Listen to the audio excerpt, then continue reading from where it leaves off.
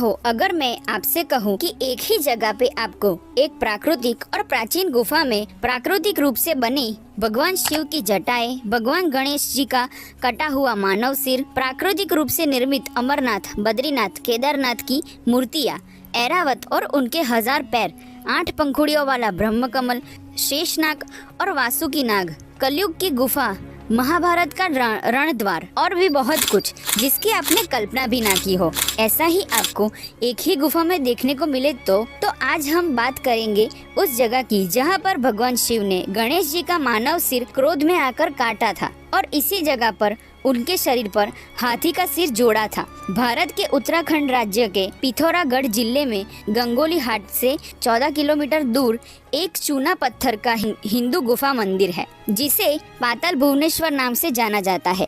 यह गुफा 160 मीटर लंबी और 90 फीट गहरी है। पाताल भुवनेश्वर एक गुफा नहीं है बल्कि गुफाओं के भीतर गुफाओं की एक श्रृंखला है। पौराणिक धारणा के अनुसार यह मंदिर भगवान शिव को समर्पित है। इस गुफा की ओर जाती हुई पतली सुरंगों में अनेक चट्टानों की संरचना और नक्काशीदार विभिन्न भगवानों की जटिल छवियां मौजूद है जो कि प्राकृतिक रूप से बनी हुई है। इस गुफा की खोज करने वाले राजा ऋतुपर्ण थे जो सूर्यवंश के राजा थे। इस गुफा के 90 फीट गहराई में जाने पर सबसे पहले चट्टान पर शेषनाग की प्राकृतिक रूप से बनी आकृति देखने को मिलती है जिसमें उनका मुंह खुला हुआ है और थोड़े अंदर जाने पर उनकी विष थैली भी दिखती है और उन्हीं के मुंह से गुफा का आगे जाने का रास्ता निकलता है। गुफा में आगे जाने पर आपको दिखाई देगा एक छोटा सा यज्ञ कुंड जो कि एक पान के पत्ते के आकार में बना हुआ है। इसके पीछे की पौराणिक मान्यता के अनुसार राजा परीक्षित के लड़के जन्मेजय ने यहाँ पर सर्पों का यज्ञ किया था। जितने भी पाताल के नाग थे उन्होंने सबको यहाँ नष्ट कर दिया था, लेकिन उन सब नाग में से एक नाग भाग गया था, वो था तक्षक नाग और आज भी इस गुफा में मौजूद है और उनके बगल में है वासुकी नाग। वो वासुकी नाग जिनसे समुद्र मंथन हुआ था वो भी इस जगह पर मौजूद है। अगर आप ये वीडियो यहाँ तक देख रहे हो तो इस चैनल को सब्सक्राइब जरूर कर दीजिए और वीडियो पसंद आए तो लाइक शेयर जरूर कीजिए। जिस शेषनाग के मुंह से गुफा का रास्ता निकलता है वहाँ पर अगर नीचे की ओर देखे तो शेषनाग की रीढ़ की हड्डियाँ मौजूद है जिनके ऊपर चल के गुफा का आगे का रास्ता जाता है। गुफा में आगे जाके आपको देखने को मिलेगा आदि गणेश का मानव रूपी कटा हुआ सिर। स्कंद पुराण में इस गुफा का वर्णन मिलता है कि इसी जगह पर गणेश जी का सिर काटा था और इसी जगह पर जोड़ा भी गया था। पुराणों के अनुसार जब हाथी के सिर को लगाने की बात हुई तब सहस्त्रदल कमल के फूल से अमृत का छलकाव भगवान गणेश के कटे हुए धड़ पे किया गया था और वह सहस्त्रदल कमल का फूल आज भी वहाँ मौजूद है और आज भी उसमें से प्राकृतिक रूप से अमृत का छलकाव हो रहा है।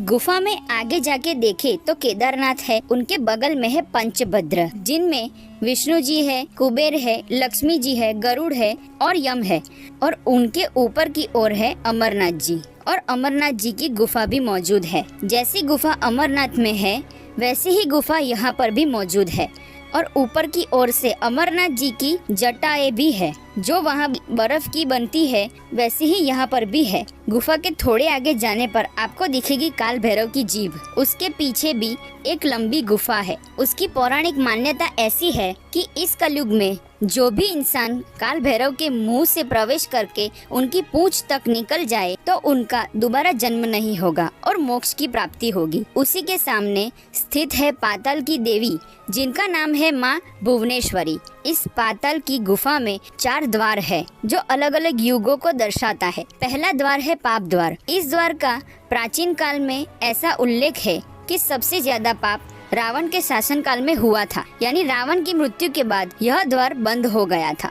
उसी के बगल में है धर्म का दरवाजा जिससे गुफा के अंदर की ओर आया जाता है। उसी के बगल में है रण द्वार। महाभारत की लड़ाई के बाद यह दरवाजा बंद हो गया था। उसी के बगल में स्थित है मोक्ष द्वार। मान्यता के अनुसार जब कलयुग समाप्त हो जाएगा तब यह द्वार भी बंद हो जाएगा, केवल धर्म का द्वार ही खुला रहेगा। मोक्ष द्वार के अंदर आगे जाके देखे तो कई सारी गुफाएं मौजूद है। इस गुफा में आगे जाके आपको गंगा नदी के 7 छोटे छोटे कुंड भी देखने को मिलेंगे। इसको पुराणों के अनुसार अमृत कुंड भी कहा गया है और उसी कुंड की पहरेदारी में एक हंस को रखा गया था जो कि उसके सामने मौजूद है। गुफा में आगे जाके देखे तो भगवान शिव की जटाएं है और उनमें भागीरथी और गंगा बहती है और भगवान शिव की जटा के नीचे है 33 कोटि देवी देवता जो कि स्नान कर रहे हैं। गुफा के और आगे जाने पर आपको पाताल भुवनेश्वर के शिवलिंग के दर्शन होंगे। इस शिवलिंग में तांबे की प्लेट लगी हुई है। इस शिवलिंग की स्थापना आदि गुरु शंकराचार्य ने 8वीं शताब्दी में करी थी। यह शिवलिंग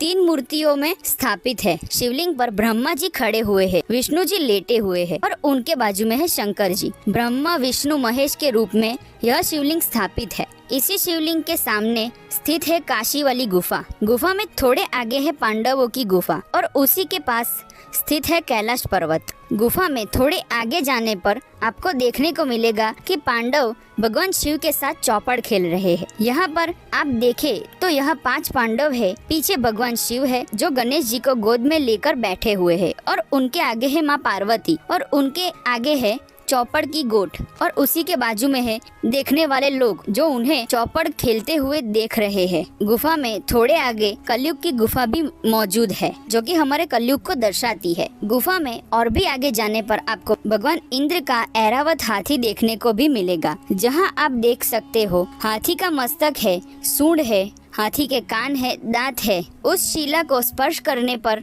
ऐसा लगता है कि मानो सच में किसी जीवित हाथी के सिर पर स्पर्श किया हो। इस हाथी के नीचे की ओर देखे तो उसके 1000 पैर भी मौजूद है। यह सब एक ही गुफा में आज भी मौजूद है। अगर आपको वीडियो पसंद आया हो तो लाइक शेयर जरूर करिए और ऐसी ही वीडियो देखने के लिए हमें सब्सक्राइब जरूर करिए। Thanks for watching.